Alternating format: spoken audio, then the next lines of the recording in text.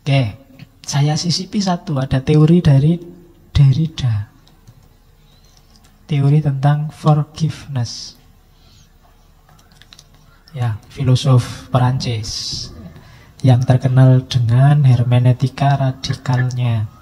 Saya bacakan ya, kalimatnya mudah. Kalau bagi Derrida, yang namanya maaf itu pasti tidak bersyarat.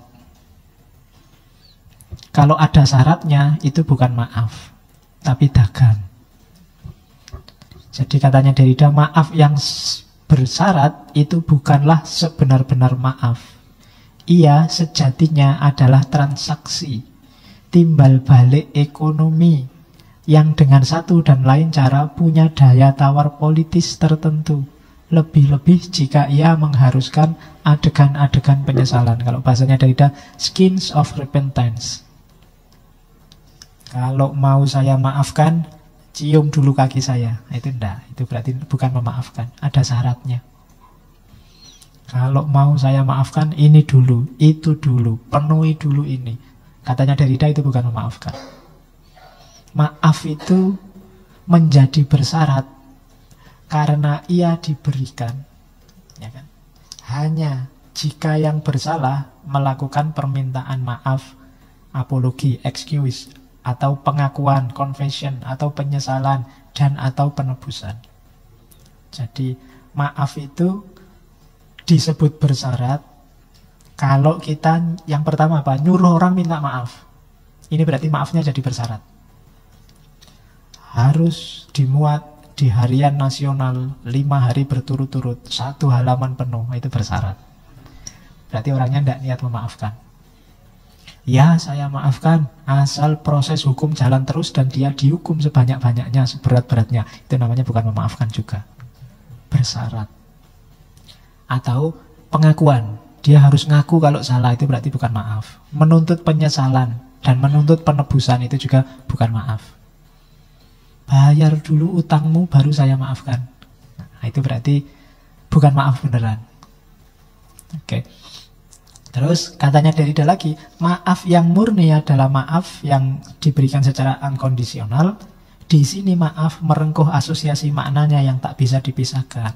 Indissociable, yaitu memberi, forgive, bukan meminta atau menuntut.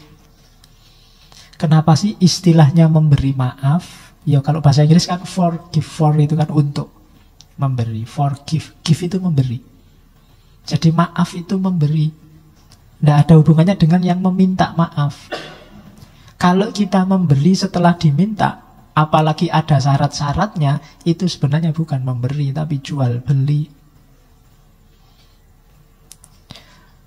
Saya maafkan kalau sudah dimuat di koran nasional 1 halaman penuh, itu kan jual beli. Kesalahannya dia harus ditukar dengan dimuat di koran. Itu bukan pemaafan. Kalau pemaafan itu ya tidak ada hubungannya dengan permintaan, tidak ada hubungannya dengan tuntutan. Kasih aja maaf orang yang bersalah padamu. Di situ nilai forgive-nya, nilai memberinya kelihatan. Kalau nunggu diminta, apalagi nunggu dibalas, ya berarti bukan maaf itu sebenarnya. Ya nyari impas saja, nyari pembalasan dari kesalahan, bukan pemaafan. Karena maaf itu hanya memberi, maka katanya Derrida, maaf yang paling tinggi, kalau bahasa apanya, maaf yang paling utama itu memaafkan yang tidak termaafkan. Susah ya kalimatnya. Itu yang kalau di filsafat namanya afuria. Afuria itu ada paradok, kebingungan, tapi memang benarnya di situ, katanya Derrida. Jadi memaafkan hanya yang tak termaafkan, bahasanya Derrida itu.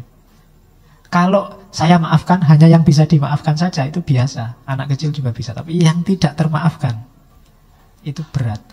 Yang paling butuh dimaafkan kan yang tak termaafkan ini. Salahmu padaku sudah tidak bisa dimaafkan lagi. Justru katanya Derrida, yang tidak bisa dimaafkan itu loh. Kalau dimaafkan, itulah namanya forgiveness. Terlalu besar, terlalu sakit hati ini oleh perbuatanmu misalnya, itu kan tak termaafkan. Disitulah nilai utamanya memaafkan. Kalau kita memaafkan milih-milih, ya yang bisa dimaafkan saya maafkan, Pak, yang enggak, ya enggak. Nah, itu belum utama, belum forgiveness yang sejati. Forgiveness yang sejati itu ya memaafkan semuanya, khususnya yang tak termaafkan.